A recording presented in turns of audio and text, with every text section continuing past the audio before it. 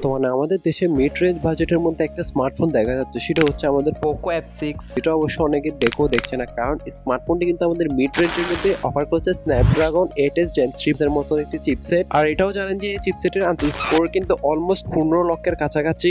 তার সাথে সর্বোচ্চ 24GB র্যামের পাশাপাশি সর্বোচ্চ 512GB পর্যন্ত ইন্টারনাল স্টোরেজ, প্লাস তার সাথে AMOLED ডিসপ্লে আর 50 মেগাপিক্সেলের ক্যামেরা সেটআপ তো রয়েছেই। তবে আদৌ কি স্মার্টফোনটি আমাদের জন্য ভালো হবে? তার সাথে স্মার্টফোনটি কোথা থেকে নিবে সবকিছুই জানাবো বিস্তারিত এই ভিডিওতে। তাই চ্যানেলে নতুন হলে চ্যানেলটি সাবস্ক্রাইব করে পাশে থাকা বেল আইকনটি অল করে ভিডিওটি একটি লাইক দিয়ে ভিডিওটি শুরু করা যাক। যার বক্স কন্টেন্ট হিসেবে থাকছে 90 ওয়াটের একটি পিডি চার্জিং ব্রিক, পাশাপাশি ভালো একটি টিপিইউ কেস, একটি সিম ইজেক্টর টুল, কিছু ইউজার ম্যানুয়ালের পাশাপাশি রয়েছে টাইপ সি ডাটা কেবলটি। স্মার্টফোনটি হাতে নিলে হয়তো স্মার্টফোনের ব্যাকের ডিজাইনটা অনেকেরই ভালো লাগতে পারে, আবার অনেকেরই ভালো লাগতে না পারে, এটাই স্বাভাবিক। যার ব্যাকে নরমালি তারা ডিউল ক্যামেরা সেটআপ প্রোভাইড করেছে, তার সাথে অবশ্যই একটা রিং লাইটের মতন ফ্ল্যাশ দিয়েছে তারা। বাজেট রেঞ্জ স্মার্টফোন হওয়ায় স্মার্টফোনটির বিল কোয়ালিটিতেও থাকছে প্লাস্টিক, যার সম্পূর্ণ ওজন করা হয়েছে 179 গ্রাম এবং থিকনেস করা হয়েছে 8 মিলিমিটার। যাতে থাকছে AMOLED ডিসপ্লের পাশাপাশি কর্নিং গোরিলা গ্লাস ভিক্টাসের প্রোটেকশন, 120 হার্জ রিফ্রেশ রেটের পাশাপাশি SDR10+ সার্টিফিকেশন তো রয়েছে। তার সাথে আরো থাকছে 2400 নিটসের পিক ব্রাইটনেস, যা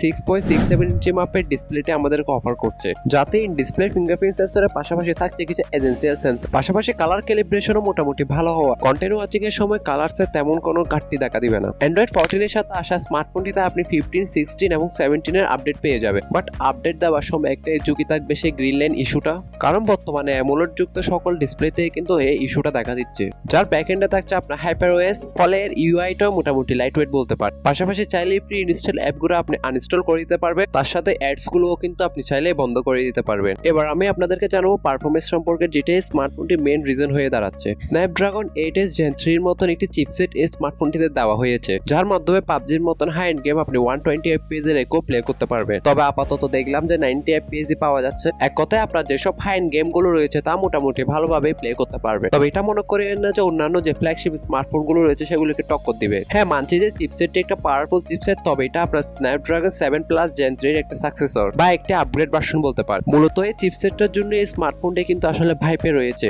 অল ওভার চিপসেটের টাকা আপনি যে কোনো ভিডিও এডিটিং অ্যাপ অনায়াসে প্লে করতে পারবেন এবং 4K তেও কিন্তু এডিটিং করতে পারেন। 4K এর কথা শুনে মনে পড়লো স্মার্টফোনের ব্যাক ক্যামেরা দ্বারা কিন্তু আপনি সর্বোচ্চ 4K তে 60 FPS এর ভিডিওগুলো শুট করতে পারবেন। যার ব্যাকে আসলে দেখতে পারবেন অ্যাপারচার 1.6 এর 50 মেগাপিক্সেলের মেইন ওয়াইড সেন্সর, যেখানে OISও থাকছে। সেকেন্ডারিতে 8 মেগাপিক্সেলের একটি আলট্রা ওয়াইড রয়েছে, যেটা এক কথা ব্যাকে ডিউয়াল ক্যামেরা সেটআপ প্রোভাইড করে। আর ফ্রন্ট আসলে কিন্তু থাকছে 20 মেগাপিক্সেলের পাঞ্চল সেলফি ক্যামেরা। তাই অল ওভার ক্যামেরা সেটআপ নিয়ে বললে তারা ব্যাকে ডেপথ ক্যামেরা দিয়ে অবশ্যই খেলা খেলেনি, তারা অবশ্য দুটাই কাজের সেন্সর দিয়েছে। তাই ক্যামেরা কোয়ালিটি এই বাজেট রেঞ্জের মধ্যে আমি মোটামুটি ঠিকঠাকই বলবো।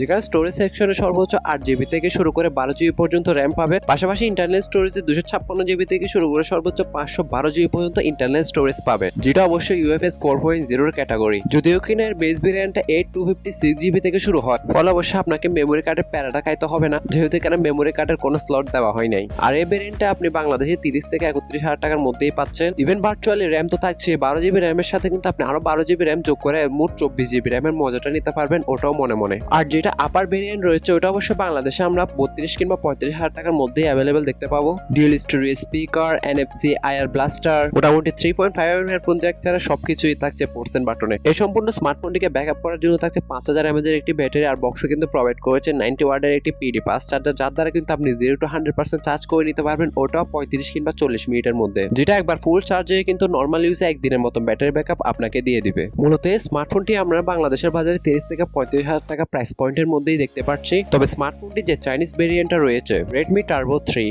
আপনারা চাইলেও সেটাকেও দেখতে পারেন যদি চাইনিজ ভেরিয়েন্ট নিয়ে কোনো মাথা ব্যথা না থাকে, কারণ সেই ফোনটা পোকো M6 এর তুলনায় কিন্তু কিছুটা কম প্রাইসিং পয়েন্ট, মিস 1-2 টাকা। স্মার্টফোনটি মূলত আপনি Jamuna Future Park, Bashundhara City, Motalib Plaza বা আপনাদের আশেপাশে যেসব স্টোরে আনঅফিশিয়াল স্মার্টফোন সেল হয়ে থাকে সেখানে কিন্তু আপনারা পোকো F6 কিংবা Redmi Turbo 3 স্মার্টফোনটি পেয়ে যাবেন।